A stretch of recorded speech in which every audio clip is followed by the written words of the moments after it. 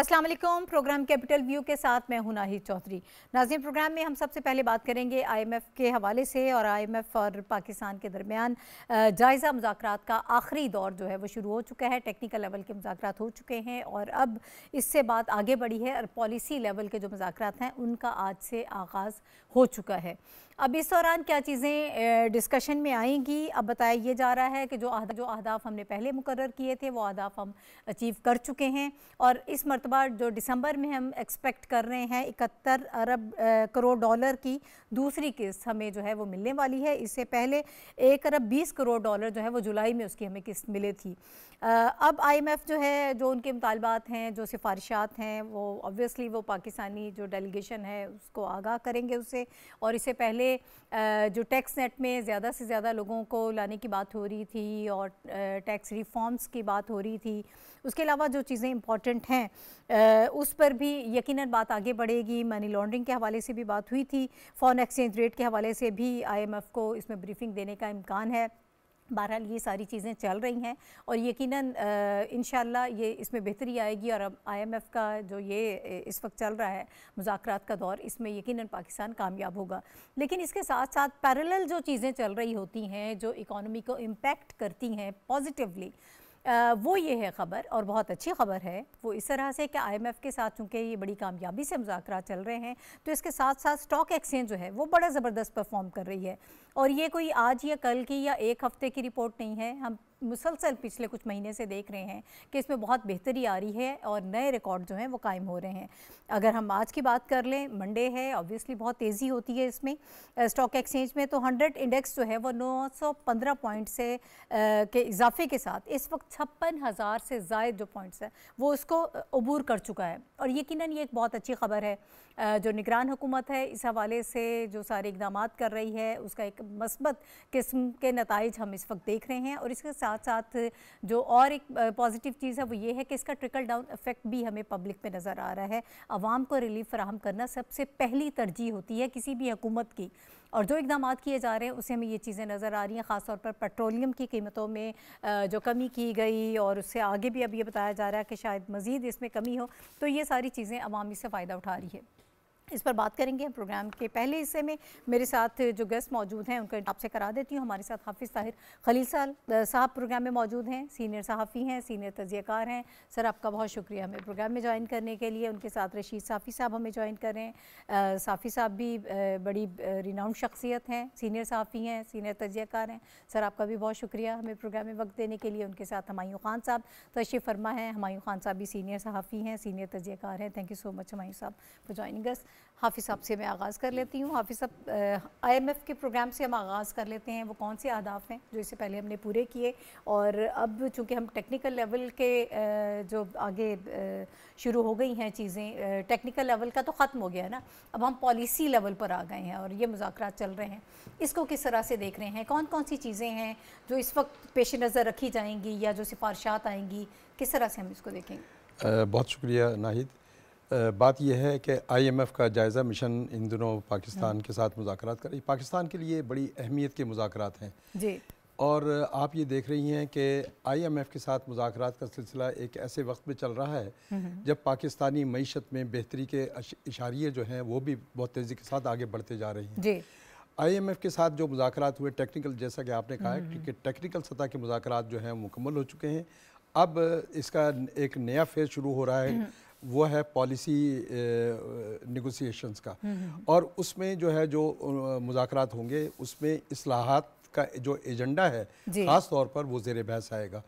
पाकिस्तान और आईएमएफ के दरमियान जो कर्ज़ के हुसूल के सिलसिले में जो शराइत थी, पाकिस्तान ने पहले हिस्से में वो कामयाबी से मुकम्मल की, जिसमें मनी लॉन्ड्रिंग है, स्मगलिंग की रोकथाम है और यहाँ गैर कानूनी मुआशी सरगर्मियों की रोकथाम है।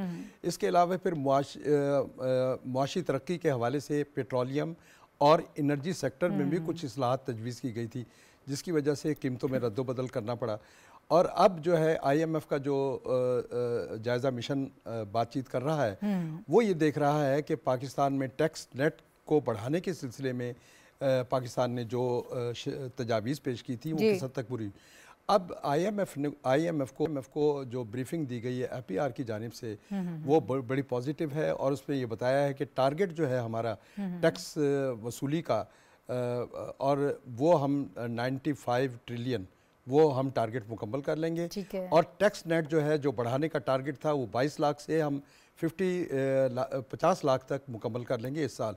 तो ये बड़ी कामयाबियां होंगी हमारी मईशत के हवाले से, जो हमारी मईशत को मुस्तहकम कर रही हैं। और इसके साथ साथ जो देखें आप स्टॉक एक्सचेंज जो है वो बैरोमीटर होता है रोज़मर्रा की मुआशी सरगर्मियों का, और वो बताता है, स्टॉक एक्सचेंज जो है वो एक समत बताता है कि हमारी समत दुरुस्त है मुआशी समत, या हमारी मुआशी जो समत है उसमें कुछ कमज़ोरी है। ठीक है। आप ये देखें गुज़िश्ता एक माह के दौरान जो नए रिकॉर्ड हैं वो आगे की तरफ जा रहे हैं। अभी हमने जब स्टॉक एक्सचेंज लास्ट डे था वो 54,000 पे ख़त्म हो रहा था, आज जो है रिकॉर्ड उस पर आगे चला 2000 पॉइंट्स के इजाफे के साथ उसमें 56,000 का इजाफा। ये रिकॉर्ड जो तेज़ी आ रही है ये हमें बता रही है कि कारोबारी तबका जो है वो पाकिस्तान की मुआशी पॉलिसियों से पूरी तरह मुतमईन है, और ये फ्लोरिश हो रही हैं पाकिस्तान की मुआशी सरगर्मियाँ। और यही वजह है कि जो हमारी मुआशी सरगर्मियाँ हैं उसके नतीजे में कारोबार भी तरक्की कर रहा है, और पाकिस्तान की मईशत जो है वो हुकूमत के सख्त मालियाती डिसिप्लिन और इंतज़ामी इक़दाम दोनों काम बेक वक्त हुए हैं।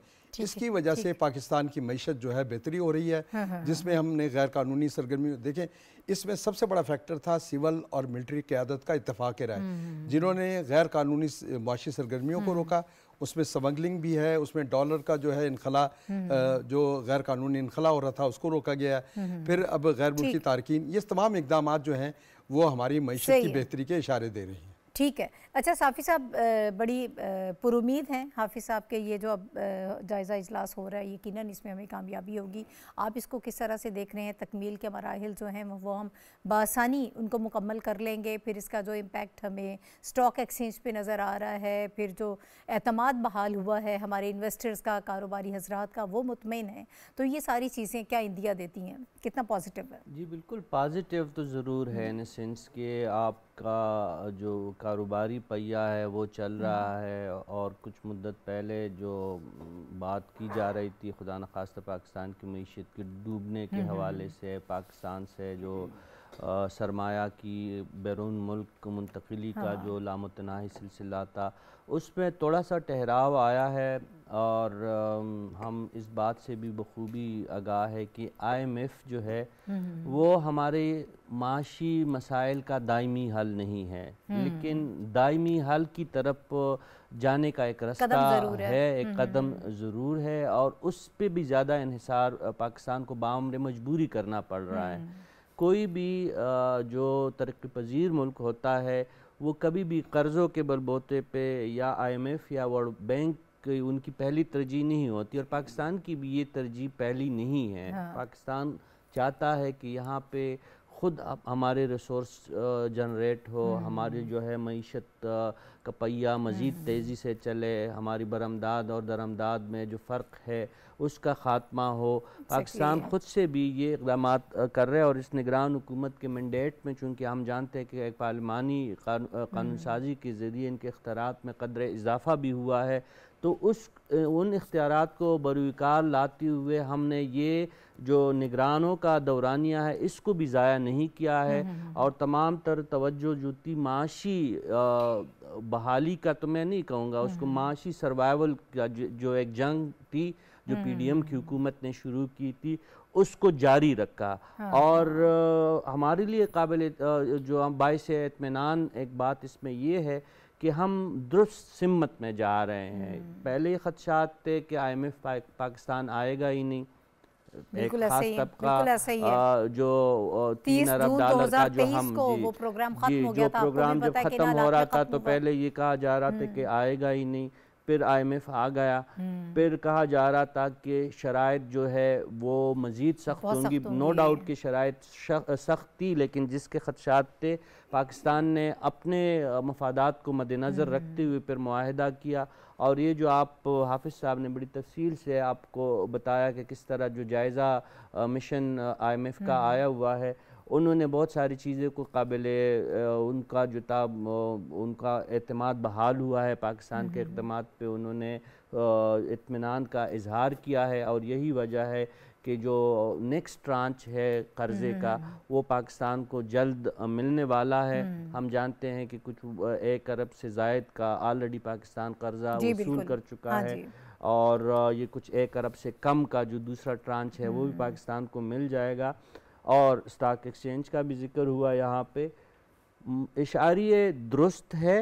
हमारी सिमत एटलीस्ट जहाँ पे हम पहले इकाई की तरफ जा रहे थे माजी करीब में, अब हम एक रोड पे चढ़े हैं। तो ये रास्ता कटन है, मुश्किल है, हमें IMF के प्रोग्राम की इस वक्त ज़रूरत है, लेकिन मैं दोहराए देता हूँ कि ये हमारे मसाइल का मुस्तकिल हल नहीं है।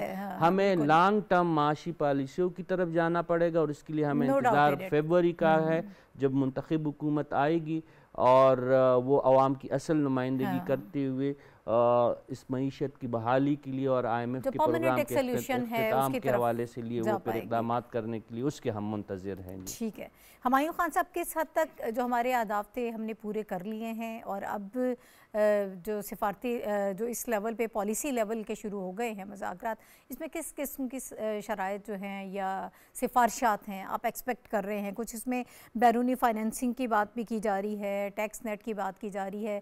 बैरूनी फाइनेंसिंग में क्या हमें SIFC हेल्प आउट कर पाएगा?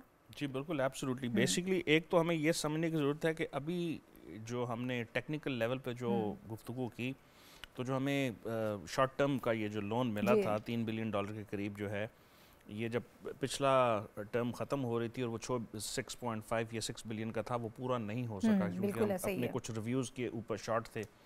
तो PDM की गवर्नमेंट ने ये आखिरी अपने उस टेन्योर में ये एग्रीमेंट किया। अब समझने की ज़रूरत ये है कि पाकिस्तान जो है एक बड़े सीरियस क्राइसिस से गुजर रहा था, वो गुजर रहा है। एक तो इकोनॉमिक है, एक फाइनेंशियल है, और उसके अलावा हमारे जो सिक्योरिटी के मसाइल हैं उन्होंने उसको जो है ना कपल्ड कर दिया है मामला। इसमें भी जो टेक्निकल लेवल है उसमें पाकिस्तान ने पिछले जो चंद महीनों में बहुत सारी अच्छी इस्लाहात की, और वो चूँकि केयर टेकर सेटअप के पास थोड़े से इख्तियारात थे जिसकी वजह से वो हो सकी हैं। और मैं रशीद साहब की बात से इत्तफाक करूँगा कि अब जो नई स्टेज है, ये ट्रांच तो मोस्ट लाइकली हमें शायद मिल जाएगी $71 अरब की जो आपने कहा, लेकिन इसमें जो पॉलिसी लेवल पर जी 1 अरब से कम है जी, 71 अरब ना, तो वो 30 के करीब करोड़ के करीब कम होगी। उसमें यह है कि अब हमने आमदन कैसे अपनी बढ़ानी है, अपने अखराजात कैसे कम करने, और डॉलर का इनफ्लो, जिस पे आपका सवाल था कि SIFC जो है एक बहुत बड़ा जो है वो फैक्टर है। और उसी के साथ हमारा जो सेकंड टॉपिक है वो भी इसी का हिस्सा है, China Pakistan economic corridor part 2, जिसके अंदर हमने जो है वो इन्वेस्टमेंट करनी है। तो ये मेरा ख्याल है कनेक्टेड है। Prime minister belt and road forum में जब गए, वहाँ पे उनकी प्रेसिडेंट शी जिनपिंग के साथ जो उनकी प्राइम मिनिस्टर हैं गुफ्तगू हुई, तो ये सारी चीज़ें वहाँ पे डिस्कस हुई और कुछ नए मंसूबे भी हैं, बहुत अच्छी चीज़ें हैं। अब समझने की ज़रूरत ये है कि यहाँ से एक रोड के ऊपर। अब मुझे ये बताइए कि अब इस लेवल पर कुछ मुश्किलात देख रहे हैं या आपको लग रहा है जी बहुत आप उम्मीद है कि हम आसानी से ये सारी चीजें नहीं, आसानी बिल्कुल नहीं होगी। ये हमें जो है ना कॉशियसली ऑप्टिमिस्टिक होकर अपनी आवाम को बताना है कि अभी जो है ना, अब जब पॉलिसी लेवल पे गुफ्तगू है तो हमने इंस्टीट्यूशनल रिफॉर्म्स करनी है। अब वो जो इंस्टीट्यूशनल रिफॉर्म्स हैं वो आने वाली जो गवर्नमेंट है उसको ये करनी पड़ेंगी, जो कि मैंडेटेड गवर्नमेंट होगी, केयर टेकर गवर्नमेंट नहीं होगी। उसके अलावा हमने नेशनल क्लीन एयर्स पॉलिसी अपनी देनी है, क्योंकि हमारी जो मुख्तलिफ जो बड़े इंडस्ट्रियल सिटीज़ हैं वहाँ पे नहीं है। उसके अलावा हमने नेशनल क्लाइमेट स्ट्रेटजी देनी है, और मोस्ट लाइकली इस महीने के एंड पे हम COP28 के अंदर जा रहे हैं। पाकिस्तान का एक बहुत बड़ा डेलीगेशन UAE में जाएगा और इसके ऊपर अपनी गुफ्तगू करेगा। उसका आपने नेशनल क्लाइमेट स्ट्रेटजी में क्या करना है बताना है कि हमने पिछले साल जो हमें नुकसानात हुए थे, जो हमसे वादे किए गए थे, उसके ऊपर जो पाकिस्तान ने एक्शंस लिए हैं उनको हम किस हद तक पूरा करने में कामयाब हुए हैं, और फिर जो हमारे दोस्त या जो ग्लोबल नॉर्थ है उन्होंने जो वादे किए थे वो पूरे बिल्कुल नहीं किए। हमें कोई $14 बिलियन की ज़रूरत थी अपनी आवाम को, 1/3 ऑफ द पॉपुलेशन, वो पूरी नहीं हुई। तो अब इसमें जाके उसके ऊपर गुफ्तगू होनी है। उसके अलावा फिर जो आपने अभी जिक्र किया कि हमारी जो एक्सटर्नल फाइनेंसिंग नीड है उसमें SIFC बहुत बड़ा कलीदी किरदार अदा कर रहा है, और आगे भी इसकी ज़रूरत पड़ेगी कि आपके दोस्त ममालिक को आपने बिजनेस फ्रेंडली एनवायरनमेंट का वादा किया हुआ है, आपने वन विंडो ऑपरेशन का वादा किया हुआ है, आपने सिक्योरिटी का वादा किया हुआ है, और फिर आपने ऐसा माहौल क्रिएट करना है इन सारी चीज़ों को मिक्स करके कि लोग आएँ, और उसमें आईटी है, माइनिंग है, इंडस्ट्रीज़ है, एग्रीकल्चर है। अब देखें फर्स्ट फेज जो सीपेक का था उसने ये सारी चीज़ें लेट डाउन कर दी, इंफ्रास्ट्रक्चर बन गया। अब सिक्योरिटी एक बहुत बड़ा फिर से आंसर हो, जिसकी वजह से हाफिज साहब ने जो जिक्र किया तारकीन वतन का, उसको हमने हैंडल करना है, क्लाइमेट चेंज के मामले को हैंडल करना है। तो ये इतने बड़े मसाइल हैं, इसमें आपको जो समझना चाहिए और हमारी आवाम को कि ये अचानक ये ना समझ लें कि जो मामला है इसमें हमें कम से कम भी 3-4 भी बहुत मुश्किलात और जो नई हुकूमत आएगी उसके लिए भी एक बहुत बड़ा चैलेंज होगा, जो 3-4 साल उसको लग जाएंगे एक बैलेंस आउट करने में। ठीक है, अब आवाम के हवाले से ये हम बात कर लेते हैं। अब जितने भी इकदाम गवर्नमेंट करती है, या अगर हम IMF में भी जाते हैं तो जाहिर है हमारी एक मजबूरी है, हम जा रहे हैं, लेकिन मकसद यही होता है कि आवाम को किसी न किसी तरह से रिलीफ फराहम किया जाए। अब स्टॉक एक्सचेंज में जो बेहतरी आ रही है, ये सारे जो इशारे हैं हमें ये बता रहे हैं कि यकीनन एक हम पॉजिटिव डायरेक्शन में हैं, सही डायरेक्शन में जा रहे हैं।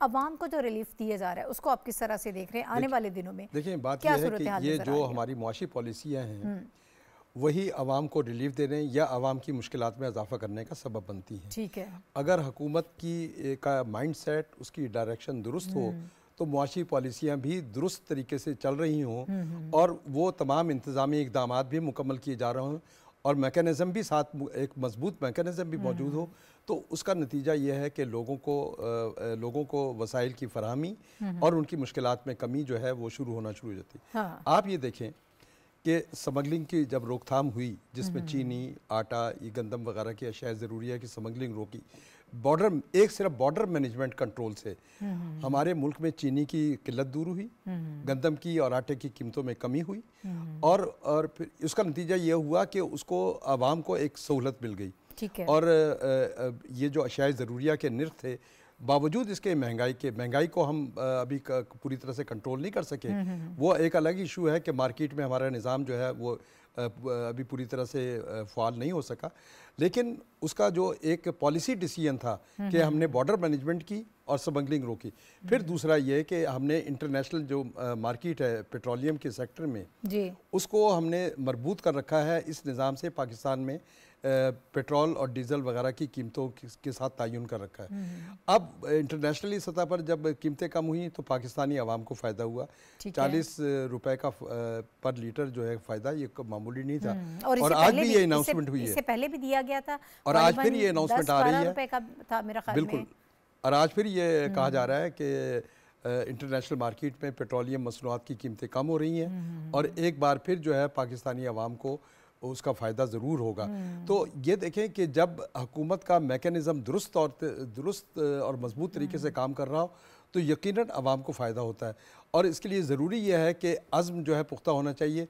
और वो हम आगे प्राइम मिनिस्टर का जो ट्वीट है आज का, वो इस बात की निशानदेही कर रहा है कि अज़्म जो है वो हुकूमत जो है पुरअज़्म है अपने मसाइल जब आप फैसला कर लें और आप काम शुरू कर दें तो फिर उसके पॉजिटिव चीज़ें ऑब्वियसली आपको नज़र आती हैं। हम वो अगले टॉपिक हमारा है उस यही पे बात करेंगे। ज़रा पब्लिक के एंड पे साफ़ी साहब आप भी थोड़ा सा अपना पॉइंट ऑफ व्यू दे दीजिएगा कि किस तरह से देख रहे हैं, क्योंकि हमेशा जब IMF के मुज़ाकरात शुरू होते हैं कुछ अफवाहें भी फैलाई जाती हैं, कुछ उसमें ज़ाहिर है कि एक चैलेंजेस भी होते हैं गवर्नमेंट के लिए, तो उसमें खौफ होता है कि शायद अब मज़ीद महंगाई बढ़ेगी या क्या मामलात होंगे। देखिए नाहिद, अगर हम हक़ाइक़ पे बात करें तो सच्ची बात है कि इस वक्त पे महंगाई आम लोगों के लिए नाकाबिल बर्दाश्त है। जब तक आप क़ुव्वत ख़रीद में आवाम के इजाफ़े के लिए असबाब पैदा नहीं करेंगे तो महंगाई की हिद्दत तो महसूस होगी। इस वक्त सबसे बड़ा चैलेंज जो हुकूमत को दरपेश था कि जिस तेज़ रफ्तारी से महंगाई की शरह बढ़ रही थी उसके आगे बंद बांधना था और आपकी मईशत जो बिल्कुल दिवालियापन के करीब था, दिवालिया होने वाला था, उसको एक हुकूमत तो अनाउंस भी कर चुकी थी जाते जाते, जो अल्फाज आपको याद होगा श्रीलंका के साथ मिला दिया था पाकिस्तान को खुदा न खास्ता। तो दो चैलेंजेस थे कि इन्फ्लेशन को रोकना था, रुपए की बेकदरी जिस तेज़ रफ्तारी से हो रही थी और उसके साथ साथ जो कीमतों में बेतहाशा इजाफा हो रहा था। हर लेवल पे कोशिश की गई, जिस तरह सरहदों को सील किया गया, जिस तरीके से ज़ख़ीरा अंदोज़ों के ख़िलाफ़ कार्रवाई या क्रैकडाउन हुआ, तो उसके नतीजे में कुछ अजनास का जिक्र, जो ज़रूरी अजनास है आम लोगों के लिए, हाफिज़ साहब ने उसमें की कीमतों में इस्तेहकाम पैदा हुआ। मैं ये नहीं कहूँगा कि बहुत बड़ी कोई कमी वाक़या हुई, लेकिन एटलीस्ट इस्तेहकाम ज़रूर पैदा हुआ। अभी महकमा इदारा शुमारियात के ताज़ा इदाद शुमार के मुताबिक दालों की कीमतों में भी थोड़ी कमी हुई है, लेकिन एटलीस्ट बढ़ने का अमल था वो रुक गया। तो मईशत कोई ऐसी चीज़ नहीं है कि माशी पॉलिसियों का अच्छा असर भी ऑल ऑफ सडन जाहिर नहीं होता, और जो बुरी पॉलिसियाँ होती है वो भी उसकी हिद्दत भी काफ़ी मुद्दत बाद जाके आवाम तक मुंतकिल होती है। हम इस वक्त ये बात कह सकते हैं कि हमें विल नज़र आ रहा है, जो निगरान सेटअप है ये भी अपने तौर पे भरपूर कोशिश इनकी रहती है कि आवाम को किसी न किसी तरीके से कोई ना कोई रिलीफ दे। गर्चे IMF की टीम तो बिल्कुल फ्लेक्सिबल नहीं है इस हवाले से, किसी किस्म की सब्सिडी देने के लिए तैयार नहीं है ये टीम, जो जायज़ा टीम भी आई है, बल्कि उन्होंने जो ऑलरेडी किसी न किसी मद में हुकूमत पाकिस्तान जो कमज़ोर तबकात को रिलीफ दे रही है उसको भी ख़त्म करने की बात की जा रही है, और दबाव है पाकिस्तान पे। लेकिन पाकिस्तान की हुकूमत जो है वो बराह रास्त कमज़ोर तबकात पे बोझ डालने के लिए उसको डिवाइड करता है, जो अपर क्लास है, फिर अपर मिडिल क्लास, फिर लोअर मिडिल क्लास, उस एक स्लैब की शक्ल में उस दबाव को वो तकसीम कर रहे हैं मुख्तलिफ तबकात पे। तो एक तो ये कमजोर तबकात उसका शिकार ना हो। कोशिश ये होती है कि बिजली के बिलों में आप जानते हैं कि जो कम यूनिट इस्तेमाल करने वाले हैं उनका अलग स्लैब है, जो ज़्यादा यूनिट इस्तेमाल करते हैं उनका अलग स्लैब है। गैस में भी सूरत हाल है। फिर अब हमें ये भी सुनने में आ रहा है कि जैसी हुकूमत को कुछ मुद्दत पहले पेट्रोलियम की मसनूआत की कीमतों में कमी करने का मौका मिला तो कम कर दी कीमतें, और अब भी ख़बरें ये आ रही है कि हो सकता है, ये कोई कंफर्म ख़बर नहीं है, लेकिन हो सकता है कि हुकूमत आने वाले दिनों में भी मज़ीद रिलीफ दे पेट्रोलियम मसनूआत। पिछली मरतबा कीमतें बरकरार रखी गई, कम अज़ कम बढ़ाई नहीं गई, अब आगे इंशाल्लाह। लेकिन आपका सवाल के अवाम पे अब भी महंगाई का दबाव है, लेकिन इत्मीनान की बात यह है कि हुकूमत जो मौजूदा निगरान हुकूमत है ये इनका रुख और सिमत दुरुस्त है, और कोशिश इनकी है कि किसी न किसी तरीके से गरीब और कमज़ोर तबकात पे मज़ीद दबाव ना पड़े। ठीक है। अच्छा हुमायूं साहब, इसी को मैं चाहती हूँ आप भी रिस्पॉन्ड कर दें। IMF के दबाव के बावजूद जो कोशिश की जा रही है कि आवाम को जिस हद तक हुकूमत पहुँचा सकती है उनको रिलीफ पहुँचाए। इसमें ये देखें कि ये बेसिकली आपका सवाल जो है अगर उसको थोड़ा सा ब्रॉडन किया जाए, और रशीद साहब ने उसके ऊपर इशारा भी दिया कि जो पॉलिसीज़ होती हैं वो एक दिन की नहीं होती, वो चंद सालों की होती हैं जिसका एक्शन लेने के बाद उसके इफ़ेक्ट्स आते हैं। तो जब हमने इस IMF के प्रोग्राम का आज हम बड़ा जो है वो तारीफ़ कर रहे हैं, इसको शुरू करना जो पिछला वो हमारा वो था जो उस रिव्यू को कंप्लीट करना था, जो हमने 6 बिलियन के करीब था वो हम नहीं कर पाए। 6.5 उसकी रीज़न यही थी कि उससे पहले की जो हुकूमत थी उन्होंने गैर मामूली सब्सिडीज दी जो कि नहीं उस वक्त की रिक्वायरमेंट थी, जो कि उन्होंने खुद साइन किए थे। मतलब ये भी नहीं कि किसी ने उनके आपको याद होगा कि शहबाज शरीफ साहब ने पर्सनली बड़ी रिक्वेस्ट की और बड़े जतन करके उनको दोबारा वापस लेके आए। अच्छा, और उसके बाद हमने फिर पॉलिटिकल और डिप्लोमेटिक जो है चैनल्स का भी इस्तेमाल किया कि अब जो है वो हमारी हेल्प की जाए, क्योंकि बहुत सारी चीज़ें नहीं हो सकती। तो खैर इस चीज़ को मद्देनज़र रखते हुए कि ये मामलात जो हैं वो ख़राब हुए चंद साल पहले, उनको ठीक करते करते अब हम जो है ना जिस नहज पे आए हैं उसमें भी वो कंप्लीट ठीक नहीं हुए, लेकिन हमें एक चैनल मिल चुका है और हमें एक डायरेक्शन मिल चुकी है। ठीक है। अभी ये जो सवाल है ना कि अचानक अगर जो है कीमतें कम होती हैं इंटरनेशनल मार्केट में, तो वो कम्प्लीटली क्यों नहीं होती? बिकॉज गवर्नमेंट ने भी जो है वो अपने अखराजात का इस्तेमाल करते हुए लोगों के लिए ज़रूरियात पूरी करनी होती हैं, तो वो नहीं कर पाते। लेकिन जो पिछले चंद महीनों में हमने देखा कि जितनी मैक्सिमम गवर्नमेंट कर सकती थी उसने की। अब सवाल ये आता है कि जो पॉलिसीज इन्होंने अपनाई, एक केयर टेकर सेटअप की अगर हम सिर्फ बात कर लें, बिजली चोरी के ऊपर जो क्रैकडाउन किया, तो हमें जो है तकरीबन $34 बिलियन की हमने रिकवरी की, तकरीबन 25,000 के करीब बड़े जो बिजली चोर थे उनको पकड़ लिया, सालाना $12 बिलियन का जो नुकसान कम किया, हर सालाना नहीं माहाना। मुझे इजाज़त दें हुमायूं साहब, मुझे एक ब्रेक लेना है और इसी पे हमें दोबारा बात भी करनी है कि निगरान हुकूमत ने जो क्रैकडाउन किया बिजली चोरों के ख़िलाफ़, उससे हमें क्या फ़ायदा हुआ, कितने लोगों को इससे पकड़ा गया और ओवरऑल इसके किस किस्म के हमें नताइज सामने आ रहे हैं, किस तरह से हम इन चीज़ों को देख रहे हैं। 25,000 से ज़ायद लोग जो हैं वो गिरफ़्तार किए गए हैं और इसमें ये बताया जा रहा है कि हमें 12 बिलियन से ज़ायद की जो है वो नुकसान में कमी वाक़या हुई है और 46 अरब रुपए की बचत हुई है। इसी पर बात करेंगे। वज़ीर-ए-आज़म साहब ने इसके हवाले से एक ट्वीट भी किया और CPEC के हवाले से भी जो उन्होंने एक बड़ा अहम इंटरव्यू दिया है उस पर भी गुफ्तगू होगी, लेकिन एक ब्रेक के बाद वापस आते हैं।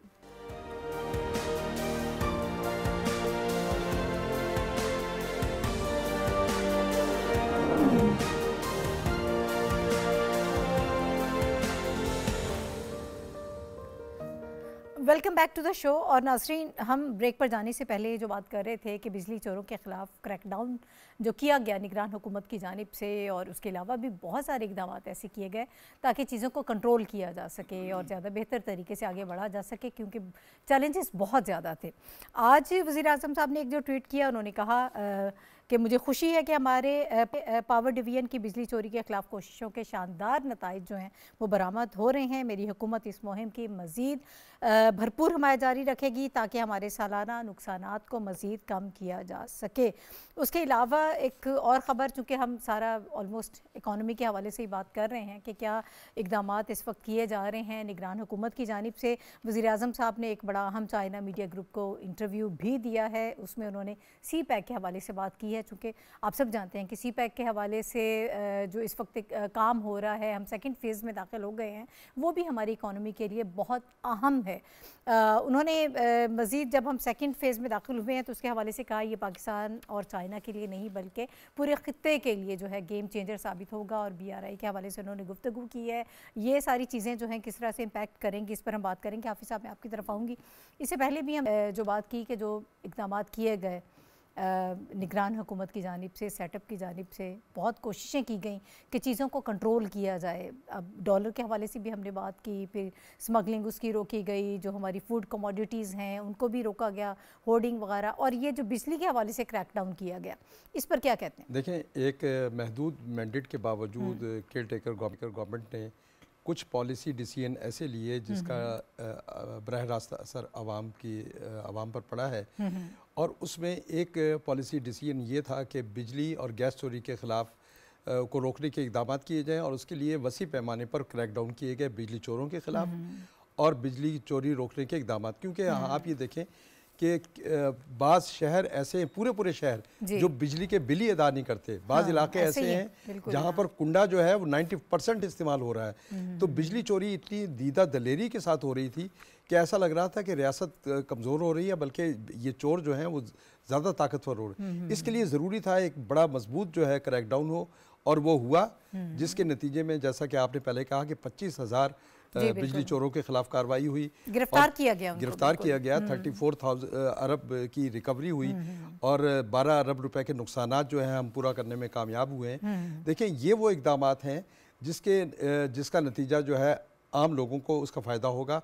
और दूसरा ये है कि पाकिस्तान सिर्फ यही नहीं कर रहा कि बिजली चोरी के ख़िलाफ़, बल्कि मुतबादिल तवानाई के जो वसाइल हैं उनको भी बरूए अमल ला रहा है। और उसके लिए जो सोलर एनर्जी है, विंड एनर्जी है और दीगर, देखें उस पर CPEC भी एक बहुत बड़ा इनिशिएटिव है जो CPEC की जानिब से लिया गया था, जिसकी वजह से 8,000 मेगावाट जो है हमारे ग्रिड में अज़ाफ़ी बिजली शामिल हुई और बड़ी हद तक हम तवानाई के बहरान को दूर करने में कामयाब हुए। जाहिर है कि बिजली बड़ी महंगी है, लेकिन हमने 8,000 मेगावाट CPEC के ज़रिए बिजली तवानाई में हासिल की है। और अब ये देखें कि हम बिजली के मामलात में ये यकीनन बिजली के बिल जो हैं वो सुहाने रू बने हुए हैं आवाम के लिए। और लेकिन उसमें यह है कि हुकूमत कोशिश ये कर रही है जो पसमानदा और निचले तबकात हैं उनको कुछ ऐसा रिलीफ दिया जाए कि बिजली के जो भारी बिल हैं उसमें उनको सहूलत और आसानी मिल सके। तो ये वो देर पा इक़दामात हैं और वो पॉलिसी डिसीजन है जिसका फ़ायदा लोगों को भी हो रहा है और जिसके फ़ायदे से नेशनल सिस्टम जो है एक मजबूत हो रहा है बिजली का।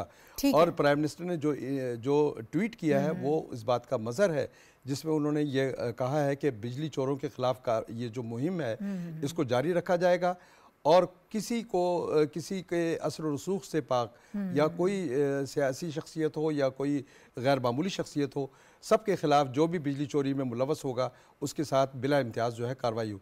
ये वो हुकूमत के देखें ये वो अज़्म है जो इस बात की बुनियाद बना रहा है कि हुकूमत जो है वो बिजली चोरों के खिलाफ क्रैकडाउन आगे बढ़ा रही है। ठीक है, इसी इनिशिएटिव को मैं साफ़ी साहब की तरफ लेके जाती हूँ, आप कैसे देख रहे हैं?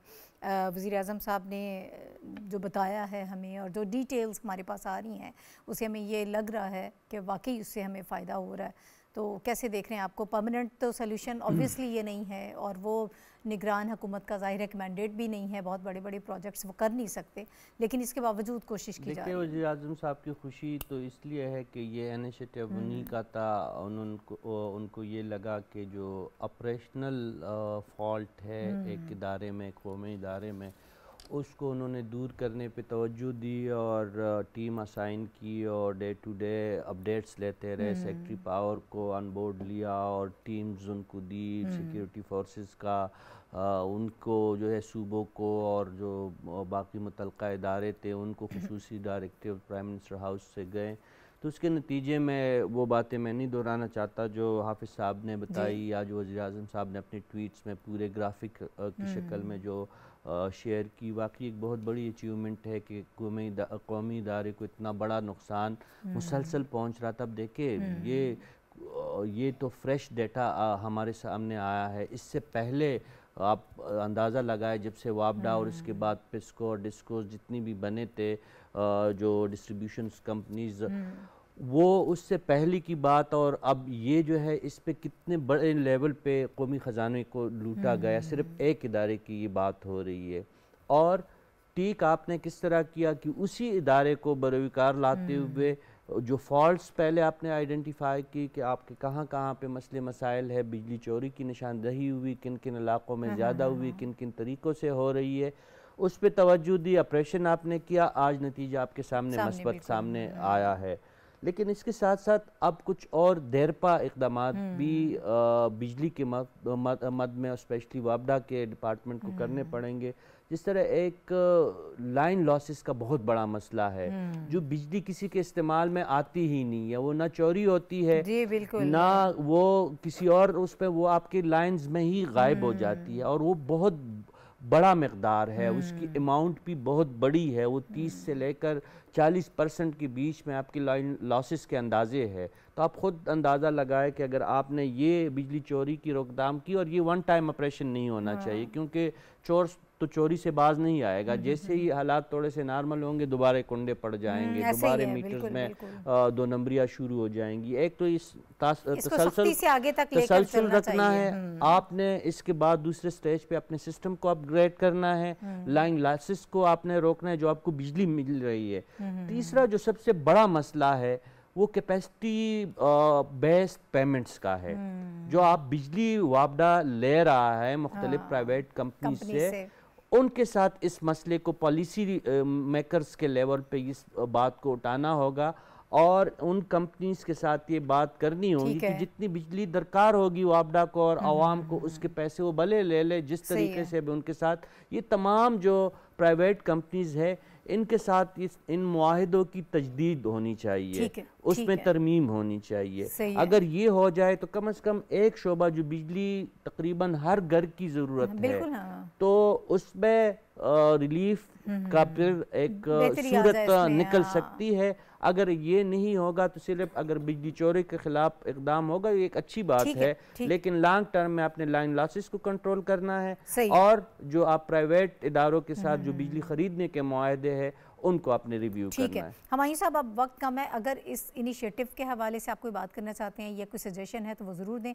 लेकिन उसके साथ साथ मैं चाहती हूँ कि CPEC के हवाले से बात कीजिएगा जो वज़ीर आज़म साहब ने इंटरव्यू दिया है। इस पे जो बिजली वाला मामला है, ये बेसिकली जब ये गवर्नमेंट आई तो उस वक्त उनके सामने एक वन ऑफ द लार्जेस्ट या द बिगेस्ट मेनेस जो था कि कैसे किया जाए। अगर आपको याद हो कि आज से 2-3 महीने पहले जब हम प्रोग्राम कर रहे थे तो उसमें यही बहस थी कि बिजली के बिल जो है वो एक अजाब बन के सबके ऊपर नाजिल हुए, तो तब ये फैसला हुआ। तो प्राइम मिनिस्टर ने उस वक्त कैबिनेट की 2-3 मीटिंग्स जो है ना, एक दिन, दूसरे दिन, तीसरे दिन की, और कहा कि क्या इसका नतीजा हो सकता है कि जिसमें हम लोगों को रिलीफ दें। अब चूंकि जो रशीद साहब ने कहा ये बेसिकली पॉलिसी डिसीजंस हैं जो अब IMF के साथ भी तय होने और अगली गवर्नमेंट ने इन पर लॉन्ग टर्म फैसला करना है। हमारा सबसे बड़ा मसला इस वक्त ये हो चुका है कि हमारा जो सर्कुलर डेट है वो $1 ट्रिलियन रुपीस से ऊपर जा चुका है और वो बढ़ता है हर साल। और उसमें 3 बड़े मसाइल हैं। एक ये है कि IPPs के साथ जो हमारे डील हुई थी कैपेसिटी पेमेंट की, अब उसका ये होता है कि गर्मियों में हम बिजली खरीदते हैं जिसका इस्तेमाल होता है 26,000 से 28,000 मेगावाट, और इस वक्त हमारी कैपेसिटी जो है वो 40,000 मेगावाट के करीब है। मैं चाहती हूं थोड़ा सा आगे बढ़े, सीपैक के हवाले से एक्सपर्टीज नहीं, अब उसमें आपको फायदा उठाना चाह रही हूँ, टाइम शॉर्ट है। वज़ीर-ए-आज़म साहब ने जो इंटरव्यू दिया है और जो सेकंड फेज की बात की है उसको मैं चाहती हूँ कि जरा आप बताइए। उसमें अब बेहतरी की सूरत इस चीज़ को अगर मैं उसके साथ कनेक्ट करूँ तो वो फैसला ये किया गया और बातें ये हो रही हैं कि हम अपनी जो चीनी हमारे दोस्त हैं उनसे हम सबक सीखें और जो उन्होंने अब तक पिछले 30-40 साल की डेवलपमेंट की है वो कैसे पाकिस्तान के अंदर इंप्लीमेंट हो सकती है। और ये दुनिया का एक रिमार्केबल मॉडल है इसके अंदर, और बाकी कोई मुल्क ऐसा नहीं है जिसने ऐसा किया हो कि 800 मिलियन लोगों को सतह गुर्बत से निकाल निकले और उसकी पॉलिसीज क्या थी। पॉलिसीज भी जो हैं वो आज हमारी कोई मीटिंग हुई किसी एक दोस्त के साथ जो चीनी बड़े वो एक्सपर्ट थे, उन्होंने कहा कि उसके 3-4 बड़े आंसर हैं। एक ये है कि आपके मुल्क में स्टेबिलिटी होनी चाहिए, एक आपकी कंटिन्यूटी ऑफ जो है वो पॉलिसीज होनी चाहिए, और तीसरा जो उनका वो मेन था वो ये था कि डेवलपमेंट डेवलपमेंट एंड डेवलपमेंट। उसमें ये नहीं देखना कि इसमें ये मसाइल है इसमें ये। तो वो जो सीपैक का मॉडल है, रोल मॉडल, उसने हमें वो डेवलपमेंट डेवलपमेंट डेवलपमेंट बता दिया। अब हमने स्टेबिलिटी और कंटिन्यूटी ऑफ पॉलिसीज के ऊपर अमल कर लिया तो कोई दो राय नहीं है कि Pakistan with in few years जो है ना एशियन टाइगर फिर बन सकता है। वो चीजें रेप्लिकेट की जा सकती हैं, पाकिस्तान में डूएबल है। और हमारे नहीं ना सिर्फ विल है, हम चाइना के सबसे करीबी दोस्तों में से हैं। सीपैक बेल्ट एंड रोड का सबसे बड़ा प्रोजेक्ट है, फ्लैगशिप प्रोजेक्ट कहलाया जाता है। तो आप अगर वो फैसला कर लें और विल हो तो इसमें कोई दो राय नहीं कि हम ये 3 साल में ये ऑब्जेक्टिव हासिल कर सकते हैं। हाफिज आप 30 सेकंड्स है सर, इसी पे मैं चाहती हूं। देखिए सीपैक जो है पाकिस्तान की दुनिया में एक नई शनाख्त बन रहा है।